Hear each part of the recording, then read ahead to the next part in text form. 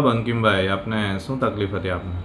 મને લગભગ છેલ્લા 15-17 વર્ષથી એલર્જીની તકલીફ હતી, જે વારંવાર મારો શરીર પર લાલ ચામઠા પડે અને ગમે ત્યારે આખા શરીર પર ખંજવાળ આવે. એટલે સીડવા ટાઈપ થતું હતું ને? સીરવા ટાઈપ, બરાબર છે. અને આખે શરીર પર લાલ લાલ ઝીણી ઝીણી ફોલ્લી બી થઈ જતી હતી. અને ગમે તે જગ્યાએ થાય? ગમે તે જગ્યાએ ગમે તે ટાઈમે થતી હતી. અને પછી તમારે કોઈ એલર્જીની ગોળી લેવી પડતી હતી? એલર્જીની ગોળી લઈ મેં એલોપેથિક ડૉક્ટર 4 થી 5 વખત બદલા, પણ એ એલોપેથિક દવા લઈ એટલી જ વખત સારું રહેતું હતું. પણ એ દવા જેવી બંધ કરે એટલે થોડો દિવસ પછી પાછું એનું એક તકલીફ ચાલુ થઈ જતી. અને કેટલા વર્ષથી હતી તમને? લગભગ 15 થી 17 વર્ષથી આ તકલીફ મને હતી. પછી એક દિવસ આપણે તમારી સાથે, મિતેશભાઈ સાથે મેં ડિસ્કસ કરી અને એલર્જી રિલેટેડ વાત કરી અને રિપોર્ટ પણ કરાવ્યો.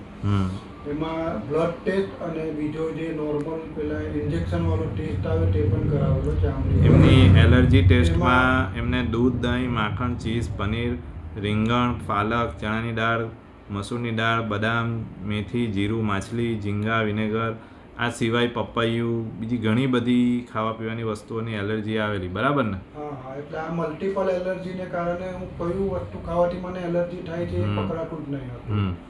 એટલે પછી એક વખત એમની સાથે ડિસ્કસ કરીને એમને મને આયુર્વેદિક દવા કરવાની સલાહ આપી. હવે એ દવા શરૂઆતમાં મેં કન્ટિન્યુ 6 મહિના કરી, પણ તો પણ એટલો ફરક દેખાયો નહીં શરૂઆતમાં. પછી વિરેચન મને આપવામાં આવ્યું. એ વિરેચન પછી જે પાછી દવા ચાલુ થઈ એટલે ધીમે ધીમે મારા શરીરમાંથી એલર્જી ઘટવાનું શરૂઆત થઈ ગઈ અને લગભગ 1 થી 6 વર્ષની દવા પછી એ એલર્જી થતી મને બંધ થઈ ગઈ. અને છેલ્લા 6 મહિનાથી મેં એ એલર્જીની દવા પીધી નથી અને છતાં હું દરેક વસ્તુ અત્યારે ખાઈ શકું છું અને મને એલર્જીનો પ્રોબ્લેમ હવે રહ્યો નથી અને થતી નથી. એટલે ફ્રેન્ડ્સ, એમને જેટલી પણ એલર્જી હતી, દૂધ, દહીં, માખણ, ચીઝ, પનીર, રીંગણ, ફૂદનો પાલક, જેટલી પણ એલર્જી હતી એ બધી વસ્તુ આજે ખાઈ શકે છે વિધાઉટ મેડિસિન. કોઈ પણ મેડિસિન લેવાની જરૂર પડી નથી 6 મહિના વગર. તો તમારો અનુભવ કેવો રહ્યો આયુર્વેદિક દવાનો?